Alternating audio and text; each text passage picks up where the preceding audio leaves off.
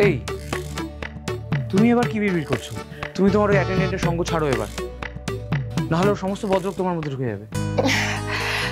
No, actually আমি ভাবছিলাম বিয়ের প্রপোজালের কথাটা জানে কিনা, কি করে জানবো?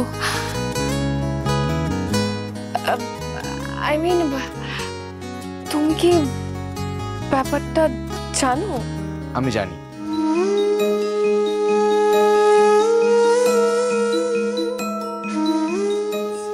আমি জানি তুমি পড়াশোনা নিয়ে কতটা সিরিয়াস, কিন্তু তুমি তো ভালো স্টুডেন্ট, আর একটু রিহার্সাল করলে তোমার পড়াশোনার কোনো ক্ষতি হবে না।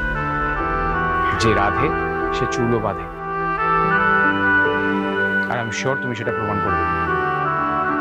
ভালো করে পারফর্ম করো কিন্তু, আমি কনফিডেন্ট তুমি পারবে। থ্যাঙ্কস।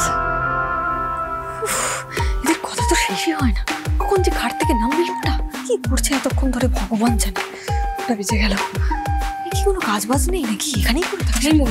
কি বিড়বিড় করছিস তুই? এই ঠিক করলে কি করবি? হ্যাঁ, নাচাবো। অল দ্য বেস্ট, জমিয়ে পারফর্ম করো।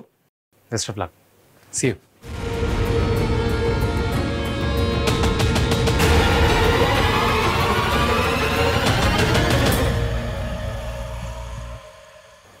বাবা, বাঁচিয়ে নিলে ভোলানাথ। এভাবেই ফ্রেশার্স ওয়েলকামটা ভালোই উতরে যাক, তারপর আমি এই লোকটাকে এখান থেকে ওর মোনা ম্যাডামের মন থেকেও বিদায় করব। ও মোনা ম্যাডামের মন তো এখানকার ওয়েদারের মতোই, প্রতি ঘন্টায় চেঞ্জ। তেমন হলে দার্জিলিং এর ওই যে বড় কলেজটা আছে, ওখান থেকে ঘুরিয়ে নিয়ে আসবো। বিহান স্যার তেমনও কিছু হ্যান্ডসাম নয়, ওখানকার ছেলেগুলোকে দেখলে বিহান স্যারকে একদম ভুলে যাবে।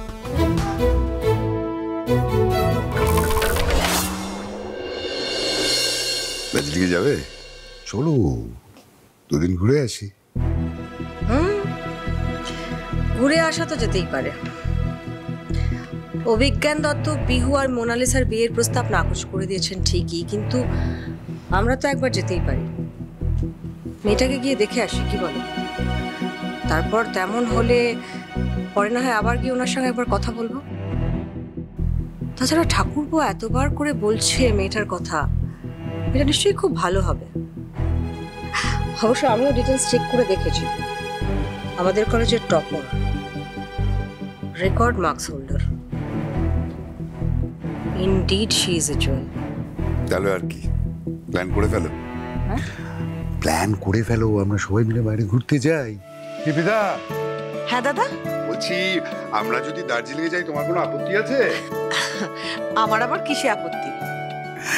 যা, চলো দুদিনের জন্য আমরা সবাই মিলে ঘুরে আসি। কলেজটা দেখে ফ্রেশার্স ওয়েলকামটা এনজয় করে তারপর ফিরে আসবো। এঞ্জলকে বলি তাহলে? বলো। ফোনটা করি ওকে।